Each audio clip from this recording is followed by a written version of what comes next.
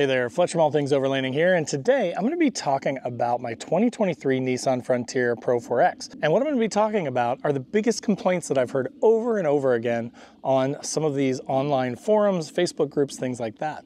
So if you have sort of heard complaints, if you're worried about complaints about this truck, if you're worried about real world information from people that own this truck, then this may be a great video for you, because I'm going to walk you through all the common complaints that you've probably seen. So again, if you're considering one of these trucks, or if you own one of these trucks and you're worried about some of these things, hopefully I can address some of those concerns for you today in this video. So let's get into the complaints that I hear most often about the new 3rd gen D41 Nissan Frontier. When I let you go, I just pull you closer. I can't understand where it came from, but you got it, my got it. It began in the land of the sandstorm. I fought it, though I wanted everything to do with what you give to me. Loosening my grip. All right, guys, so as I mentioned today, I'm going to be talking about the biggest complaints that I hear online all the time about these new 3rd gen Nissan Frontiers. I'm going to kind of address some of those. Some of my answers are going to be a little funny, right? And in some places, I'm going to point fun at the people that are complaining about things, because in my opinion, it's a little silly, some of the stuff that people don't like. Even some of the things that I don't like are a little bit silly, and I will explain that here in more detail as we get further into the video. So let me give you kind of a breakdown, just so you know what to expect throughout this video, and I'll put chapters in it too, so that if you want to skip to one particular complaint, you can do that really easily, right? So I'm going to talk about things starting at the front of the truck and then kind of working my way around to the back, like the heavy steering, the turning radius being bad. I'm going to talk about the no telescoping steering wheel. I'm going to talk about the small back seat. I'm going to talk about no long bed on the Pro 4X. I'm going to talk a little bit about the transmission and kind of the weirdnesses there and the cruise control. So I'm going to kind of touch on all these things that you've probably seen in some of these groups. And then also the diff, the rear diff. That is something that people are concerned about, so we're going to talk about all that stuff. So first of all, let's start out at the front of the truck here, talking about the heavy steering. All right, so here is the steering wheel of my 2023 Nissan Frontier. Sorry, I've got a bunch of gear in here because I'm on a camping trip right now. So now, to give you my full background, I've had a Nissan Xterra 2005 and a 2008 Titan swapped 2nd gen Nissan Frontier, so I've had quite a few Nissan trucks. And I can honestly say that these things, especially for the money, are really bulletproof, long-lasting trucks. Now, of course, will people have issues? Some people will have different things than I've had, but in my experience, I've had probably about 12 Nissans in the last 20 years, and all of them have been extremely reliable. They're also a fraction of the price of a comparable Toyota. So again, that's what's kind of drawn me, is really good quality, but also a much lower price than Toyota. And then on top of that, the fact that they are interesting and fun. I actually think that Nissan does a good job in designing their vehicles, and I think it's kind of, they're fun cars to drive. I've had a Z, I've had old Infinities, I've had new Infinities. They have a lot of really fun cars, and I think that they put a lot of heart into a lot of their vehicles. People don't talk about that. They talk about specs, they talk about horsepower, they talk about, you know, weird stuff like that. They talk about heavy steering. So let's start with that one first. In my opinion, the steering is perfect. And, you know, everybody's, again, going to have different opinions of that and what that means. But so the steering in this truck, and the reason that I like it is it's still hydraulic. It's not that, you know, weird, artificially light steer-by-wire stuff like you might have in like a newer car or the Honda Pilots, or, you know, that's, for some reason, people bring up Honda Pilots a lot, which is funny because my wife actually has a Honda Pilot.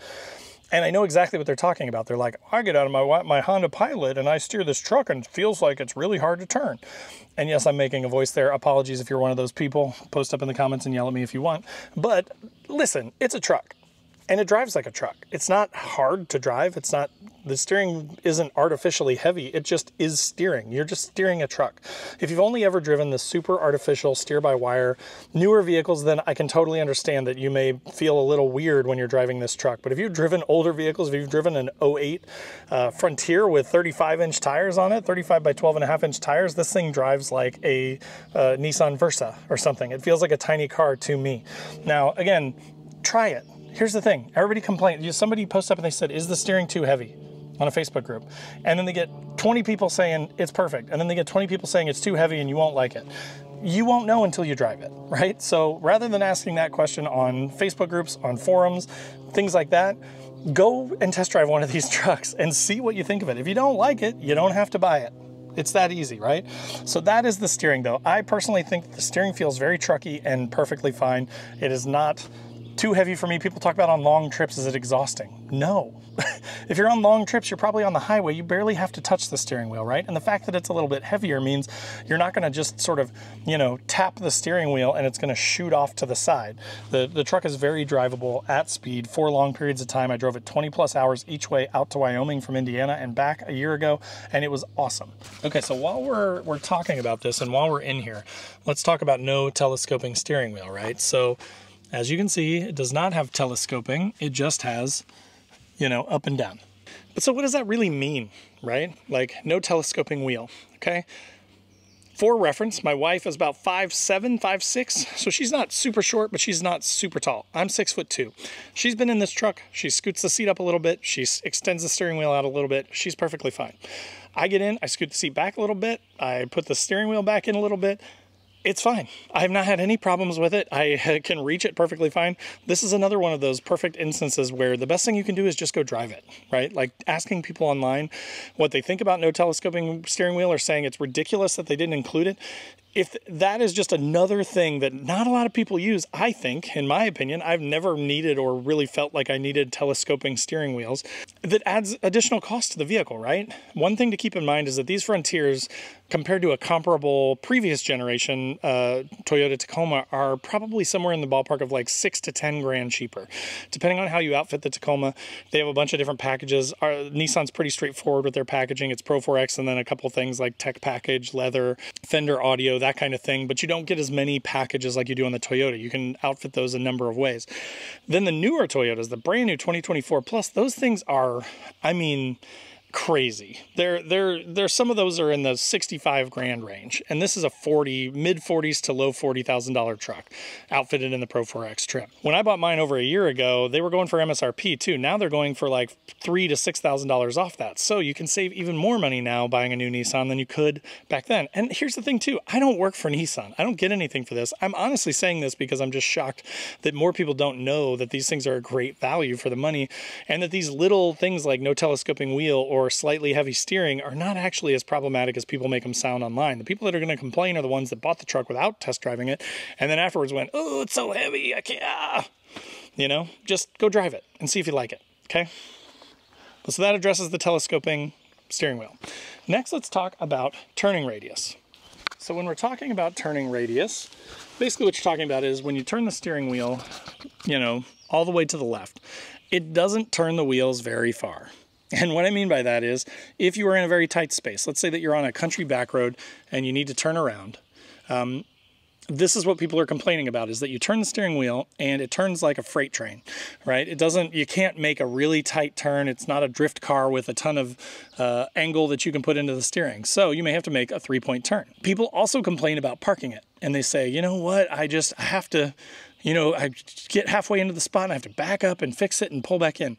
First of all, that's not really that big of an issue, I don't think, in my opinion. If that's a big issue for you, then again, drive the truck, go to a parking lot in your local grocery store and try it out and see if that is a deal breaker for you. If it is, don't buy the truck, right? But I will say, you get used to it very fast. If you can't drive around it, then you probably ought to not be driving a truck. You should probably get like a small car or something like that if you're really that worried about being able to turn this thing and park it in a parking spot. I very quickly got used to it, and you have to belly out a little bit. You just belly out a tiny bit, and then you turn in, and you're fine. And worst case, if you come in a little bit hot, or you come in a little bit crooked, it has these awesome around view cameras on the Pro 4X and the higher trim levels anyways, where you can literally see like a top-down view of your whole truck and where you are within the lines, and then I'll just use that, and I'll back up a little bit and pull back in and fix myself. Not a big deal. Again, people make it sound like this thing is, you know, like you have to make a 27-point turn to get into a parking spot at your local grocery store. That's not the case. It's just not going to turn like a sports car, right? It's a truck. So that takes care of talking about the steering radius. So now let's just, while we're in the kind of the middle of the truck here, let's talk a little bit about the transmission. So for you, those of you that don't know, these newer trucks, they have the 3.8 liter naturally aspirated V6 engine and a 9-speed automatic transmission. There's no manual option anymore, so you can't get the 6-speed that you could get in the old trucks, which is a little disappointing, but honestly, when I off-road and take long trips and stuff, the auto is a really nice thing to have. And this new 9-speed is a really nice transmission. It does a good job of shifting. Sometimes it does some weird stuff. I've had some weird sort of short shifting where it will, you know, shift up earlier than I probably would have if it was a manual, and kind of won't give you the torque that you need. But then when you give it gas, it will adapt and it will shift down and it'll get you going, right? Also, if you do have one of these trucks and you're upset with the fact that the cruise control is a little wonky, which I have experienced myself, and I'm 100% on board with that issue. It will downshift 2, 3, 4 gears sometimes if it just drops a mile per hour or two. There is a flash for it at the dealership.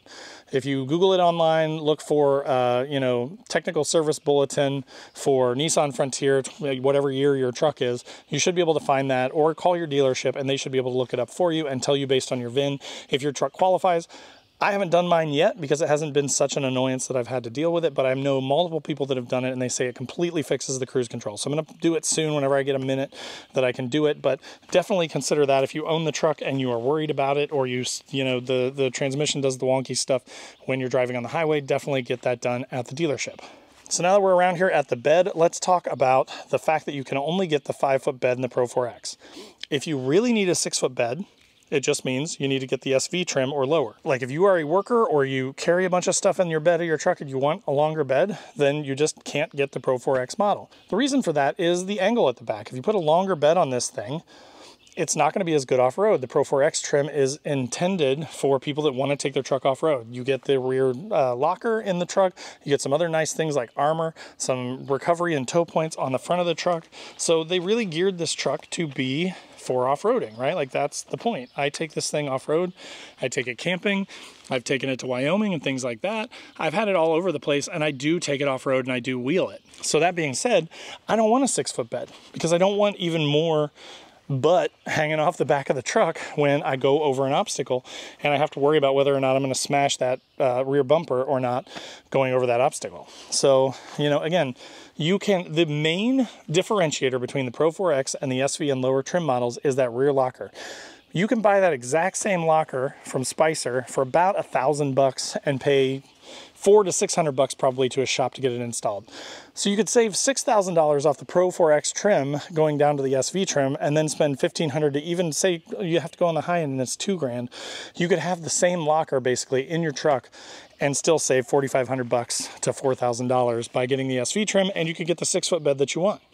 So that is a consideration. If you really need that 6-foot bed, just don't get the Pro 4X and add your own locker. So then let's finish up here talking about the rear diff. And I'm going to climb down here under the truck and I'm going to kind of show you mine. But the main thing that I've heard is just that they do not put a seal in it. They use all RTV. Now the diff cover that comes on it is just fine. It's kind of junky. So if you want to upgrade that, then there are a few options, and I'll put links in the description down below to, like, I think ARB makes one. There are different diff covers that you can put on. You can reseal it with RTV. The service interval for this diff, I believe, is 20,000 miles anyways. I'm at about 16,000. So, you know, if that isn't just mud and stuff, if there is a slight sort of weeping of diff fluid, not a big deal. I need to change the fluid anyways. If I have to spend 80, 100, 200 bucks on a new diff cover, not the end of the world, but something to be aware of for sure, right? So something, again, that I think people are kind of blowing out of proportion a little bit and saying is a huge deal. That's not a huge, you need to service it anyways. And if you have to spend a couple $100 to at the same time upgrade your diff to be a little bit more resistant to impacts and things like that, then it's not that big of a deal. But again, though, these are just my opinions, right? So you may have a different opinion. If you do, post up in the comments down below. I'd love to hear from you. I personally have loved this truck. It's been fantastic. It was an awesome upgrade over my old Frontier. It's similar enough that a lot of the parts carry over. So a lot of the armor, the sliders, things like that will carry over from a second gen to this truck. If you have questions about that, post up in the comments below, or check out, you know, like clubfrontier.org or the forums or Facebook groups. There's just a ton of information out there that you can easily find on that stuff. My bed rack is intended for a second gen. Works perfectly on the third gen. It's bolted right on there. No modifications were needed. So that's another thing that is really awesome about this. So again, most of the parts are the same. The frame is very similar to this truck. It's basically just a, you know, interior upgrade and an exterior fascia upgrade. with some other changes, right? I don't want to simplify it that much, but a lot of the parts are the same, and I like that, because what that means to me is I get a lot of the new technology that come with the newer vehicles, like the new Tacomas and things like that, but I don't have to pay as much for them because it's a Nissan, and because it works with the older stuff, I can carry over a lot of the stuff from my old truck to this new truck. So again, those are my opinions. If you disagree with them, post up in the comments down below. If you agree with them, post up in the comments down below. I'd love to hear from you guys, kind of your thoughts on what I said were the main complaints. Did I miss any? Are there other complaints that people make that I missed on this video? So if you think so, post up and let me know. But again, that will do it for this video on what I think are the biggest complaints about the Nissan Frontiers, the 3rd gens, the D41s, and my opinion on those and why I don't think most of them are that big of a deal. So if you're not already subscribed to the channel, definitely click that subscribe button, click the bell to be notified when new videos drop. I do a couple videos every week. I'm trying to do a ton of Nissan Frontier content. I do general overlanding stuff. I do a lot of gear reviews, a lot of camping gear, things like that. So if you're into any of that stuff, definitely consider subscribing to the channel. Tons of good info here for you. In the description down below will be links to all my other social channels. So if you want to come hang out over there, all things overlanding on Facebook, Instagram, TikTok, LinkedIn, wherever you want to hang out, definitely check me out over there. Also in the description below will be a link to my website where I've got funny overlanding camping themed patches and stickers. So again, if you're into any of that stuff, if you are an overlander, if you're a camper and you want some stickers and patches, that would be a cool place to check out as well. Then there is a join button below this video. That's a newer thing on Facebook that I'm trying out. That's basically just a way to support the channel, and it gets you early access to the videos so you get them before they actually drop to the public. Then there's also a link to my Patreon page down below where we've got an awesome group of guys, 24/7 Discord. We do a once a month Zoom call, and we're doing a couple trips every year. So that's going to be a ton of fun as well, and we'd love to have you in that group. And then last but not least, there is the Newbie Overlanders Facebook page. Again, totally free to join. Awesome group of guys and girls asking questions, being nice to each other, actually trying to help each other out in this whole thing called overlanding. So if you want to check that out in the description down below as well.